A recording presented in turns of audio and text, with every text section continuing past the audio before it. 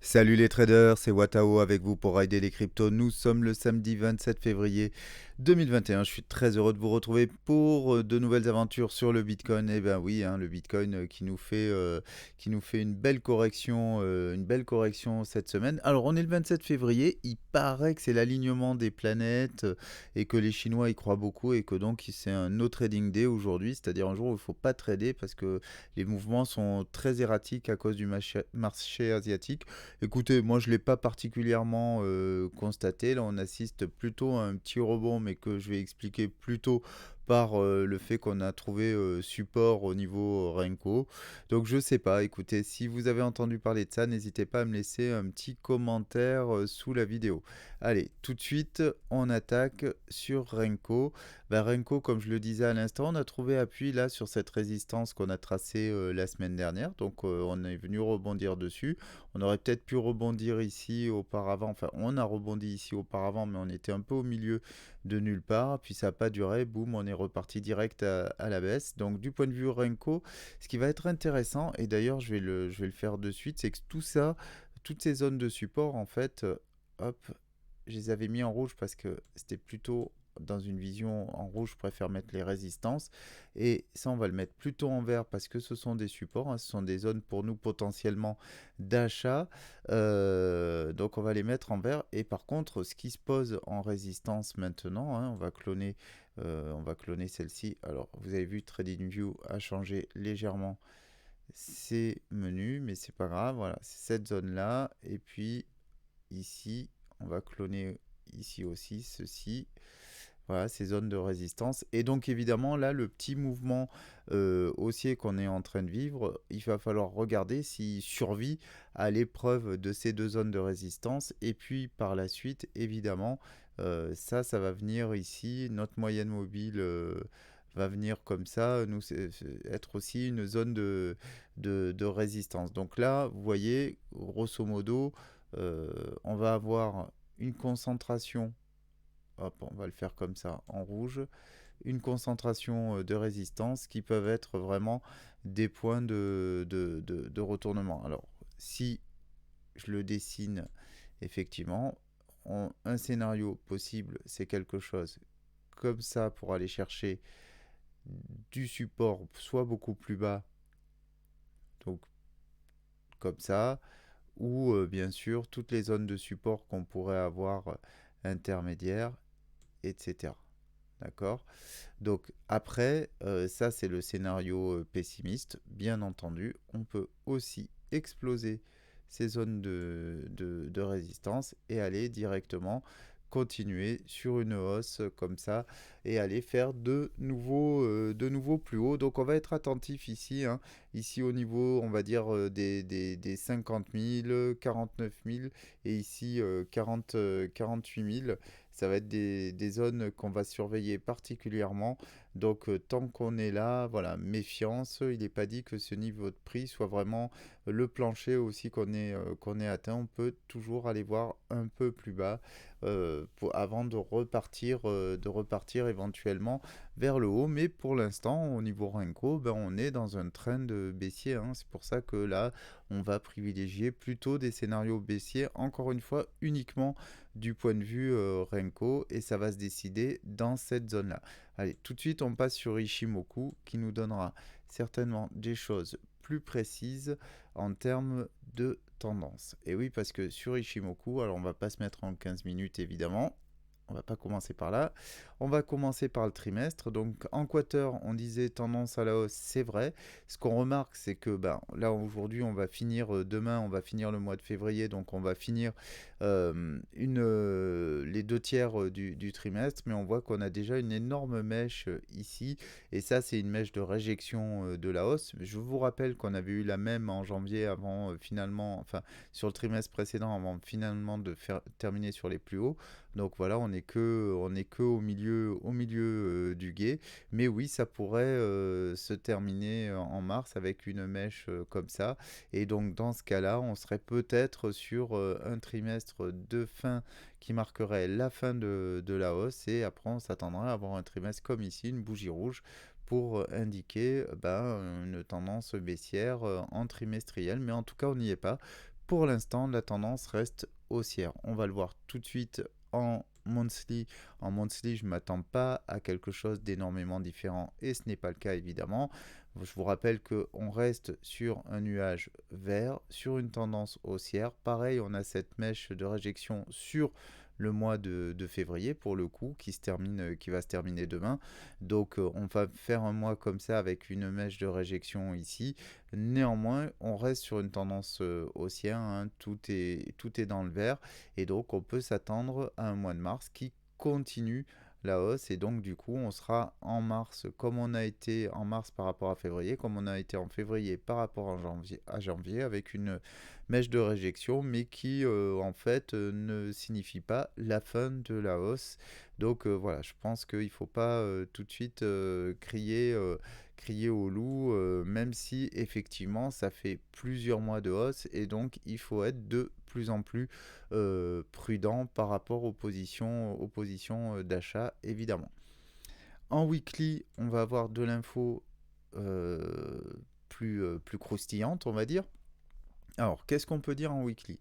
Du point de vue Ishimoku, ben en fait, il n'y a pas grand-chose de différent, hein. Alors là, le nuage est en train de s'ouvrir, la pince est en train de s'ouvrir, mais regardez, on reste dans une tendance haussière du point de vue pur Ishimoku, nuage au vert, la lagging span est toujours bien libre, bien au-dessus du prix, le prix est toujours au-dessus de la Tenkan Kijun, donc on est plutôt dans une tendance haussière. Par contre, du point de vue strictement chandelier japonais, là, on a un début de figure qui s'appelle un tweezer top avec ces deux bougies qui peuvent effectivement marquer un top, mais pour que la figure soit complète, il faut que derrière, il y ait d'autres bougies rouges. Donc effectivement, si on a confirmation la semaine prochaine d'une figure, d'une bougie rouge ici, et dans les semaines qui suivent, effectivement, on aura confirmation qu'on avait un tweezer top, donc une figure de retournement baissier, ce qui serait tout à fait logique après un tel bull run. Je vous rappelle aussi qu'ici, on voit une divergence baissière quand on compare le RSI au prix. On le regardera dans le time frame en dessous. En tout cas, elle est particulièrement visible. Après, voilà, du point de vue Ishimoku, cette semaine va certainement se terminer là dans le rouge. On n'est même pas encore venu prendre appui sur la Tenkan, mais on sait qu'on a ce niveau de Tenkan qui peut nous servir d'appui. Puis après, le niveau de Kijun ici au 34 000, 33 000, allez, 34 000 dollars, on va dire. Et ici, Tenkan autour des 42 000 dollars, ça va être des niveaux de support pour nous. Alors en daily, là, bien sûr, on rentre dans le dur, c'est-à-dire que ici, eh bien, on a un signal de retournement baissier assez fort puisque notre prix est venu passer sous la Tenkan, mais par contre, vous voyez, il a trouvé appui sur la Kijun avec cette première mèche, il a rebondi. Il n'a pas réussi à passer la Tenkan, paf, rejet, et on repart et on remèche sous la Kijun qui nous sert à nouveau d'appui. Et en ce moment, aujourd'hui, on est en train de repartir vers le haut. Donc, qu'est-ce qui peut se passer? Il peut se passer que soit ici, on soit à nouveau rejeté au niveau Tenkan.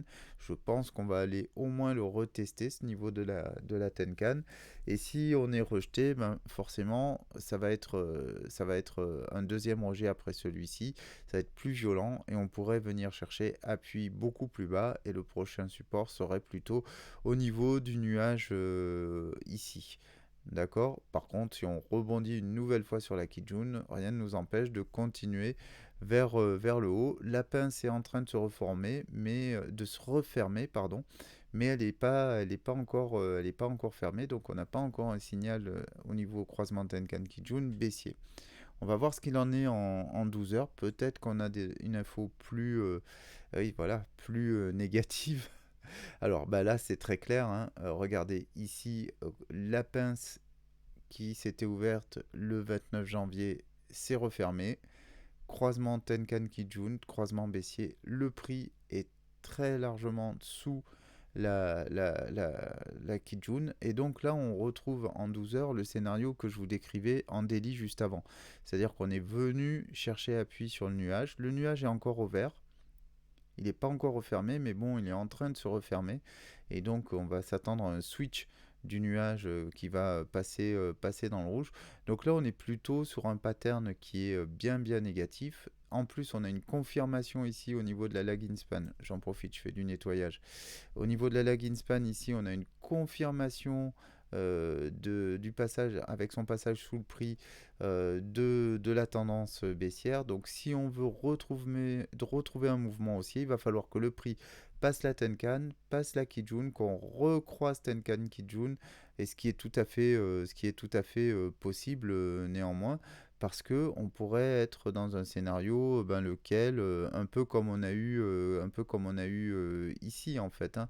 C'est-à-dire que ici, vous voyez, on était sur quelque chose d'assez baissier. Là, on a croisé Tenkan Kijun. Déjà, on était sur un ATH. Derrière, on vient consolider. On va jusque dans le nuage. Vous voyez, même on passe un peu en dessous au niveau du prix. Puis après, on a rebondi sur tout ça. On est reparti vers le haut. Donc ici, on peut tout à fait faire le parallèle entre ce croisement Tenkan Kijun négatif bearish ici. Là, pareil, on était au-dessus du Kumo, on est encore au-dessus du Kumo. On peut venir visiter, prendre appui ici dans la SSB du Kumo et après repartir vers le haut. Donc là, voilà, les jeux ne sont pas faits. On a vu, on est dans un scénario qui me semble très similaire à celui-ci, avec aussi le prix, la lag in span. Là, elle était clairement bien en dessous du prix, hein, même pire que maintenant. Donc voilà, donc pas de panique, c'est ça que je veux dire, pas de panique. Allez, on regarde ce que ça nous dit en 4 heures. En 4 heures, forcément, c'est plus bearish pour le moment. Là, on a vraiment la lag in span qui est passée sous le nuage, le prix qui est passé sous le nuage en 4 heures, le nuage qui a d'ores et déjà viré au rouge. Donc, qu'est-ce qu'on a envie de voir pour inverser cette tendance? Oui, et puis le croisement lag in span Tenkan Kijun négatif. Bon, on a envie que ce qui se passe là, au moment où j'enregistre la vidéo, se poursuive. C'est-à-dire que ici, on a trouvé un appui. Il faudrait que là, le prix qui est déjà passé au-dessus de la Tenkan et même qui a pris appui ici une fois, repasse au-dessus de la Kijun. Donc là, on voit que c'est compliqué, hein. On est plutôt en train de dériver latéralement. On a en plus deux tops ici qui n'ont pas réussi à passer, à passer ce niveau-là. Donc on aimerait voir une bougie verte qui passe la Kijun et après le prochain obstacle ce serait le nuage. Et si on passe au-dessus du nuage, et bien là les jeux seront faits. On attendra la confirmation au niveau de la lag in span. Mais en tout cas, on aura à nouveau un horizon dégagé au-dessus du prix, donc on repartira à la hausse. Donc là, c'est ce qu'on va observer là dans les heures qui viennent. Je suppose qu'en une heure, on a confirmation de ce que on vient de se dire. Oui, on voit. Alors là, c'est intéressant en une heure. Ce qui est intéressant, c'est que les deux pointes que je vous figurais tout à l'heure, regardez, ici on voit, on est venu ici au-dessus, un petit peu quasiment sur la SSB. Là, on est venu toucher la SSA, on est venu toucher le nuage, qui correspond aussi à ce plat. Ce plat-là de Kijun, il va être significatif, hein. Parce que regardez, plat de Kijun, plat de SSB, on voit, on mèche au-dessus, on est rejeté, on mèche au-dessus, on est rejeté. Là, on prend appui sur la Kijun ici, pareil. Et donc, on voit qu'ici, on est dans il y a une box qui est en train de se former, hein. Vous savez que j'aime bien les box, je les trouve toujours pertinentes. Voilà, on a une box qui est en train de se former. Et donc, ce qu'on veut voir, c'est notre prix. Je vais la mettre en un peu plus gras, peut-être en 3, voilà. Ce qu'on aimerait voir ici, c'est notre prix sortir de la box, sortir de la boîte, ici au-dessus de la SSB qui est là et qui va se... Voilà. On a envie de le voir sortir ici. Par contre, si on fait une petite mèche, qu'on échoue, qu'on réintègre, on aura fait une sorte de triple top, même si on n'est pas au bout d'un mouvement haussier, ou un triple échec plutôt à la hausse. Et ça, ce sera plutôt bearish avec possibilité de continuation baissière. Dans tous les cas, c'est pas gagné. Regardez, on peut parler aussi de triangle de compression et de triangle. Alors, je vais le dessiner là. Je refais ce schéma. Hop. C'est pas un triangle de compression, c'est un triangle barrière. Parce que le haut, c'est en compression, ce serait plutôt celui-ci. Alors vous savez que je ne traite pas avec vraiment avec les triangles, mais c'est toujours intéressant de voir comment le prix évolue par rapport à ça. Donc vous voyez, soit qu'on considère qu'ici on est dans un triangle barrière, on considère ce grand trait plat, ce que je vais avoir tendance à faire parce que du coup vous avez vu que ça correspond à un niveau Ishimoku. Et là j'ai envie de voir cette barrière exploser. Mais regardez, c'est à peu près la même chose si on considère plutôt un triangle de compression plus grand et de se dire, bah voilà, le prix compresse dans ce triangle de plus en plus et là il faut qu'il s'échappe vers le haut pour sortir de ça, sinon on va avoir une continuation baissière et on va repartir beaucoup plus bas. Après, qu'est-ce qui peut nous donner un petit peu d'espoir haussier ici, c'est ça.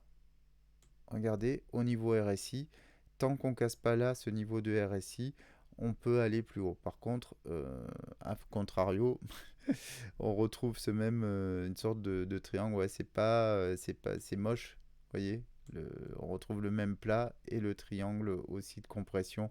Je le dessine pas. Allez, si. On retrouve ce même truc là. Donc le RSI et le prix là se répondent parfaitement. Il y en a pas. J'ai pas un indicateur avancé sur le RSI. Donc là, vous voyez, la bougie en 1 heure est en train de virer au rouge. On va surveiller tous ces niveaux, la SSA, la Kijun ici, le RSI. Par contre, si on prend appui ici et qu'on arrive à péter ici le haut du triangle, là, ça va être très positif. On aura peut-être un signal avancé par rapport aussi au RSI. Si vous n'êtes pas rentré en position, bah, peut-être que là, il y a un truc à jouer sur le breakout au niveau du nuage. Ok, voilà, qui pourrait switcher, reswitcher au vert. Bon, les traders, je vais passer tout de suite sur Elliott Waves. Je vais juste regarder avant ça. Je vous fais grâce du quart d'heure en Ishimoku, hein. On va pas faire une vidéo trop longue. Euh, pas, pas de gap plus que ça à combler. On est en quart d'heure, je descends pas en 5 minutes. Mais on n'a pas de gap depuis celui-ci, hein, donc aux alentours des 23-25 000 dollars.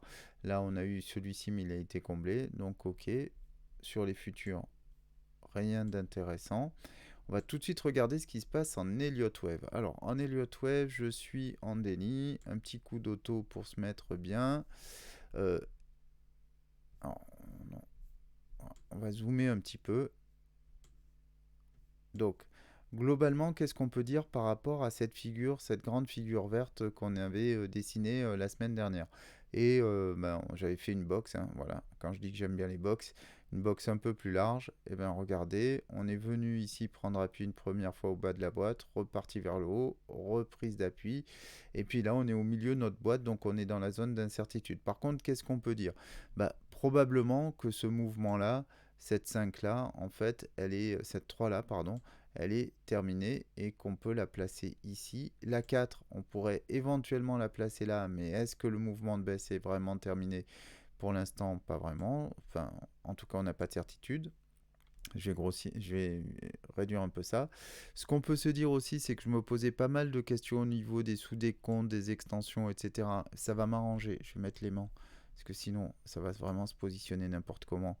Donc, ça va m'arranger en fait de terminer ici. Ceci, alors il faudrait regarder comment on fait ce sous-décompte là maintenant. Parce que du coup, ma 3 ici, peut-être qu'on va être sur quelque chose de comme ça.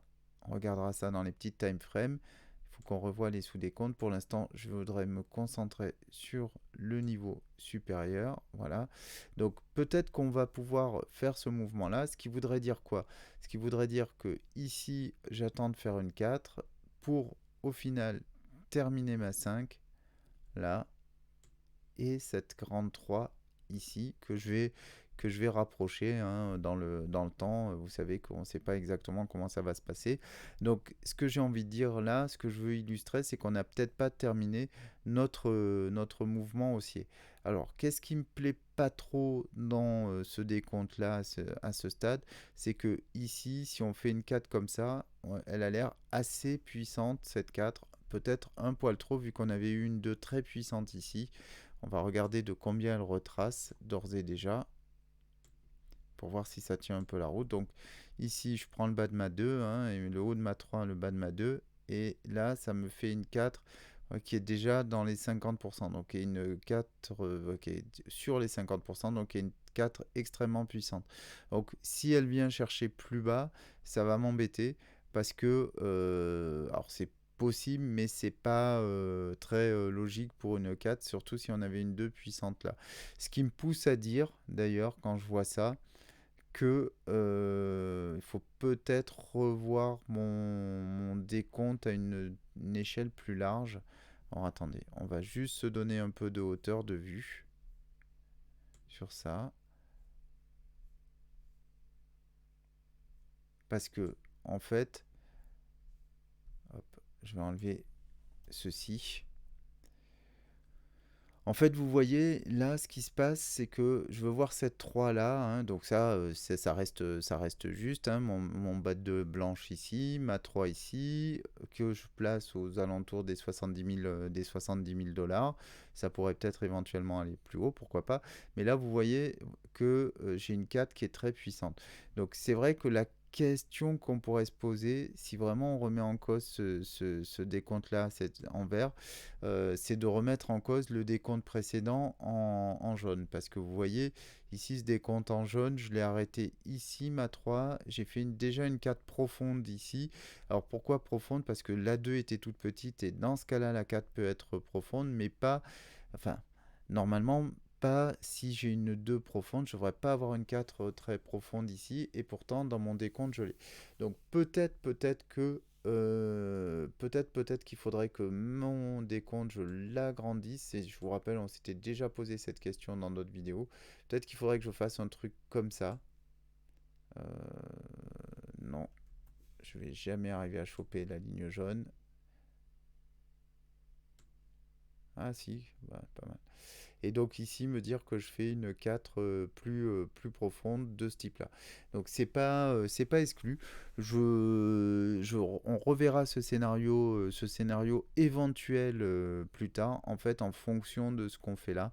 Pour l'instant, je vais rester sur le scénario précédent et pas revoir tous mes décomptes à ce stade-là. Bon, dans tous les cas, qu'est-ce qui va me permettre de trancher? Bah, c'est très simple, hein. Ça va être la profondeur de cette 4. C'est-à-dire que là, je pourrais me dire, bah non, je reste sur une 4 atypique, comme ça, on repart vers le haut, et mon décompte ici sur la 5, sur la 5 verte ici, la 5 jaune ici, et ma 3 se poursuit naturellement, et pas de souci. J'aurais eu une 4 atypique, mais c'est pas tellement gênant. On pourra toujours revenir sur le décompte, mais bon, on s'en moquera un peu, puisqu'on sera sur nos objectifs globaux de 3, et c'est pas, encore une fois, les sous-décomptes, hein, s'ils sont faux, une fois que le mouvement par an est terminé, il est terminé, quoi, hein.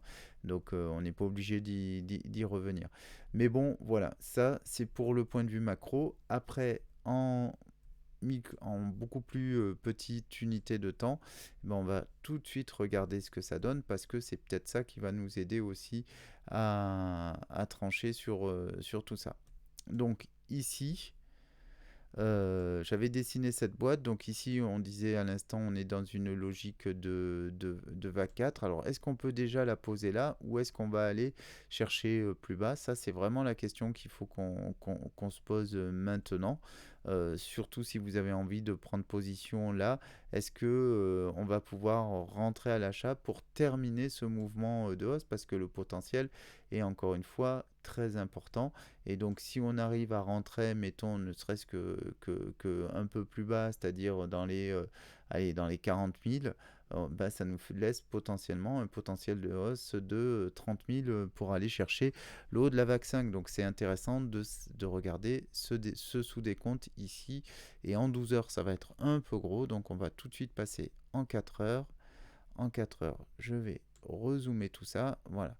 Ici, qu'est-ce qu'on peut se dire? Alors, j'ai mon aimant, je vais en profiter. Je vais placer mes points ici. Voilà, pour que tout soit un peu plus clean. Donc ici, qu'est-ce qu'on peut dire? Comment on descend?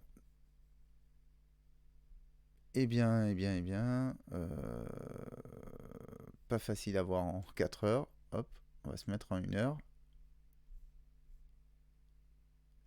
Ok, Donc, si on est sur une 4, alors vous savez que les mouvements peuvent être complexes dans une 4. Par exemple, ici, on pourrait se dire, tiens, j'ai une sorte de triangle qui est en train de se faire, normal pour une 4, mais globalement, dans quoi je suis ici? Bah, tout à l'heure, j'avais placé mon bas de 4 ici. Si je place mon bas de 4 ici, ça veut dire que je descends dans un mouvement qui se fait en 3 sous-vagues. Donc ici, par exemple, alors, pour que ce soit visuel, on va prendre une ABC, on va dire, ok, je pars en A, B, et ici, une C. Ok, peut-être que ça peut marcher. Il faut regarder dans les sous-décomptes. Mais ce qui m'embête, c'est que là, ça fait une tronquée. Hein, elle est trop flat, en fait. Elle est trop petite, cette ABC. Mais pourquoi pas en tout cas, on descendrait en 3. Mais ici, du coup, on serait déjà, si j'ai mon bas de 4 ici, il faudrait déjà que je parte en impulsive encore, donc ici, ce serait ma vague, déjà une vague 2, et puis je m'attendrais à une vague 3 puissante. Si on est dans ce scénario-là, ça colle pas trop avec ce qu'on est en train de voir là, et cette espèce de mini triangle. En gros, ce que je veux vous dire, c'est que j'ai plutôt l'impression qu'on est un peu faible et qu'on va peut-être venir encore chercher appui ici. Mais en tout cas, ça, on peut pas le savoir pour l'instant. ABC, autre point qui m'embête, c'est que si on regarde la ABC ici, il faudrait que je la découpe en 5 sous-vagues. Et là, j'y suis vraiment pas. Parce que là, j'ai... En fait, regardez, on va faire ça. Là, j'ai une ABC qui est quand même assez évidente quand je fais ça. Ok. Donc, ici, c'est pas bon pour une ABC de plus haut niveau. Donc on est peut-être plus probablement sur une WXY. Hop, on va recentrer tout ça. Et donc si on se place sur une WXY, ça me donne quoi? Ça me ferait quelque chose de type ici W, X et la Y avec une décomposition un peu complexe ici. Alors, est-ce que ça fait sens de faire ça? Déjà, est-ce que ma X, elle est en 3? Alors, si je fais 1, 2, 3, 4, 5, ça me ferait une 5 toute moche, soit une W, X, Y, X, Y, X, Z, mais pourri, donc en fait, c'est plus, en fait. Excusez-moi, je vous fais le truc en même temps. Donc, on serait plutôt, il est où mon RSI? Il est un peu petit, je vais utiliser le stochastique, pointe du stochastique. Ça, c'est pas Elliott, hein, c'est moi qui utilise le momentum pour placer mes points. Donc, si je fais ça, hop, on va le mettre en plus petit. Et donc, ça c'est pas mal. Pourquoi? Parce que derrière, je peux le décomposer en ABC ici.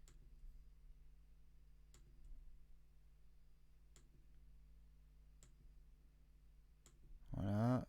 Ici, on dirait que ma ABC, elle est moche. Soit elle est là.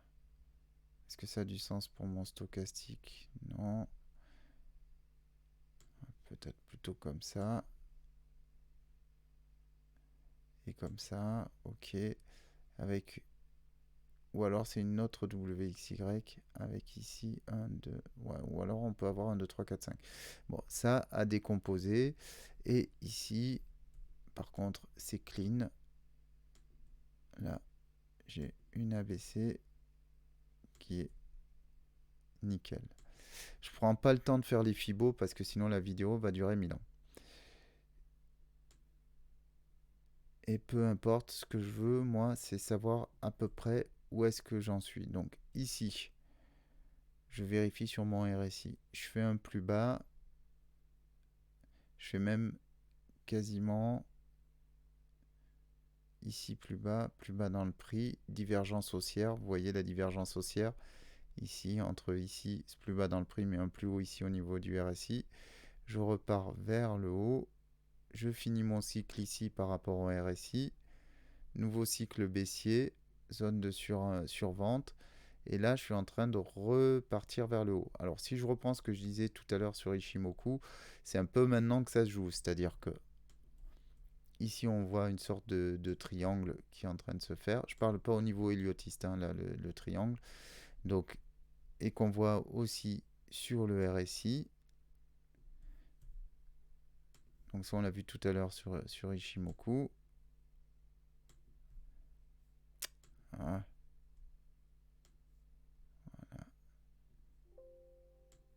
Ah bah les gars, j'ai un souci de batterie. Est-ce que ça va tenir sur la vidéo? Il va falloir que je fasse vite. Ouais, c'est pas joli joli sur le RSI. Donc il va falloir qu'on s'extrait ici au niveau RSI pour avoir quelque chose de clean. Alors attendez, je vais quand même essayer. Désolé pour ça. Yes, c'est bon. Problème. La prise électrique était off.